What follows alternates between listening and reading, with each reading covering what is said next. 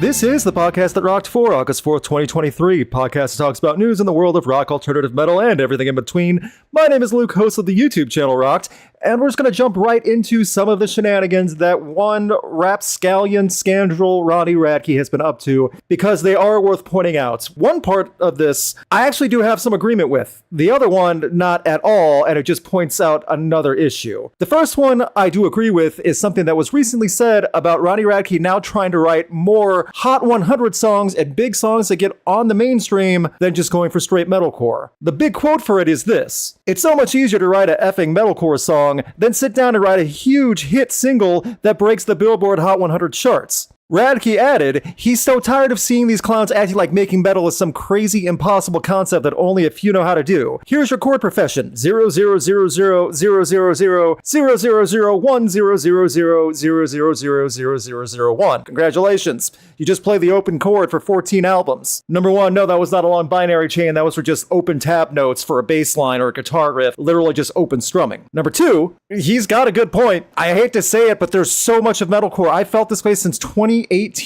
that so much of metalcore is played with generic nothingness. There is no variety. It's just this open and close stock format, and there's nothing to it. There's bound to be someone in the comment section defending metalcore like it's their blood family line, listing off all the bands they think are great and do something different.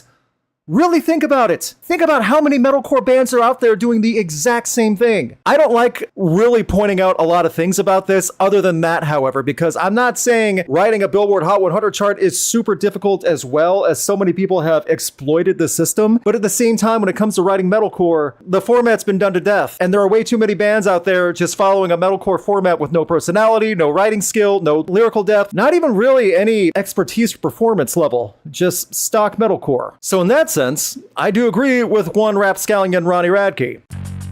What I don't agree with is just about everything else he said in the past 2 weeks. He has been, as of this writing, banned from TikTok and is being somewhat shadow banned, according to himself, on other social media platforms, mainly for saying some alleged transphobic statements. I will not be repeating them because I don't want this podcast to get deleted. By the way, I had to clean up his former metalcore statement because there was way too much profanity to get in there. I don't want YouTube blocking that either. But over the past week or two, he's been saying quite a few transphobic statements about men and women.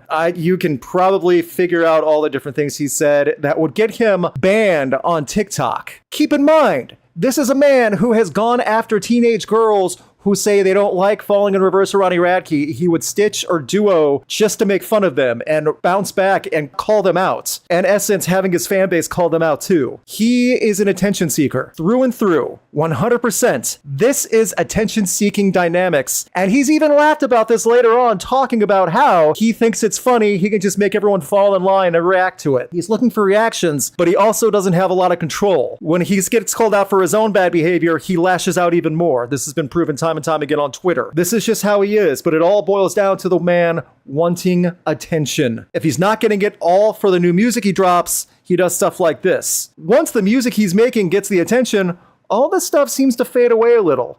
But then stuff like this comes up between songs that are released over the last few years.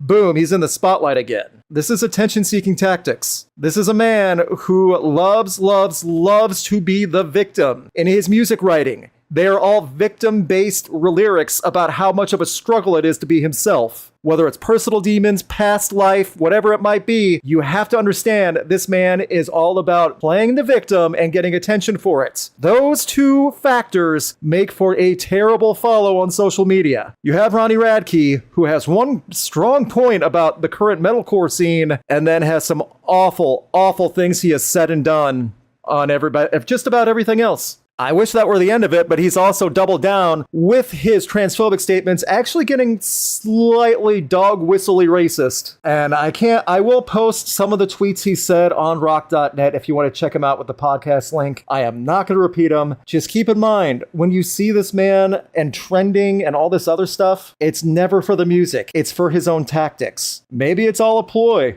Maybe this is a different type of advertising. And in that sense, it's worked. Popular Monster's gone platinum, which is way more than their last full release, the Comeback album, which did not do well according to Ronnie. I think that's why they're sticking to singles from now on, or at least in the time being. Say what you want about the man. You can like his music. You don't have to like his music. It doesn't matter. All these tactics are for an attention-seeking man who loves to play the victim. In a weird transition to victims, but this part I actually do agree with, Corey Taylor was talking in a podcast interview about the upcoming album CMF2 and saying how artists are not regarded as people anymore. It's gotten worse, and I will make my statement about this after I read what he's been saying. He told this to Loudwire as part of a larger interview. This is one of the problems with social media. Now artists aren't regarded as people anymore. Even if they never were, they were still regarded as something that is flesh and bone. They were something to obsess about, but at least they were a person. Now, because of the feeling of being even more removed from the human experience, you might as well just be a soda machine or a phone booth for, man, I have to clean up Corey's language too. What is it with all these potty mouth rock stars? You're an object, and you gotta be treated as such. The fact that people can't understand how utterly dangerous it is to do stuff like this, how utterly rude it is to treat people like that, how utterly incredible it is to think that you are so special that the show is just about you and not anyone else around you, the level of entitlement that is being brought out on people is disgusting, and that's for parasocial fans. And Corey Taylor can speak to that. Man, he has had some obsessive people come after him. Everyone wants to talk about just how wrong it is, continuing the quote from Corey, but nobody wants to talk about why. It's because nobody's looking at anyone as a human being anymore. Now people see that they can be disregarded as they're going to get a reaction and they're going to have something they can just tweet about again. It's one giant sucking black hole that looks like a massive butthole just sucking the whole universe into it. It's dumb. One, fantastic analogy from one Corey Taylor. He's still a 5-year-old, but he's hilarious at some points. Two, he's 100% right. And this goes way past musicians too, rock stars, even bands not to the level of Slipknot or Stone Sour or Corey Taylor as a solo artist. Think mid-card, lower-level bands who are just getting their starts, finally getting a song on Sirius XM, finally getting a tour as an opening slot for a bigger band. Even those bands are having people flock to merch booths for autographs and to ask obsessive, obnoxious questions, have people waiting for them behind the venues just to talk more. They're no longer people, they're just an object to interact with. And that's what gets weird about it. A great example of this also, professional wrestling. This has been going on for years, but over the past few years, especially on the indie scene, and sometimes even on the big shows like WWE, you'll have psychotic fans try to get over the barricade and attack or interact with some of the wrestlers. Number one, no matter what you think about professional wrestling being scripted, I assure you they can beat you up. And when you try to attack someone like that on a live action setting, you deserve what you have coming to you. That goes back to concerts as well. If you're stupid enough to try to interact and invade personal space and cause or risk any type of security setting for safety, or let me rephrase that, if you're going to cause a concern for safety for anyone when you're trying to bum rush someone, you deserve what you have coming to you. Whether that's just getting thrown out of the venue or having an enema with a taser from security, you're pretty much asking for it when you do stuff like that. On another interesting take from another big rocks, Josh from Queens of the Stone Age is saying that the big bands that don't play their major hits is pretty awful, and I wholeheartedly agree with this one as too. Queens of the Stone Age had their recent album come out, and Josh said on a podcast, I understand that I'm always going to play No One Knows because I still like playing that song and that's something that's in agreement with the audience. I assume that is a part of coming here to see us, and here you go. When there's bands that don't want to play the big song on their big songs, I always think it's a little awful to do that. I had to censor that word. Acting like a song that a lot of people like is a burden is just a strange reaction to the gift that your fans have given you. Seems like an odd reaction.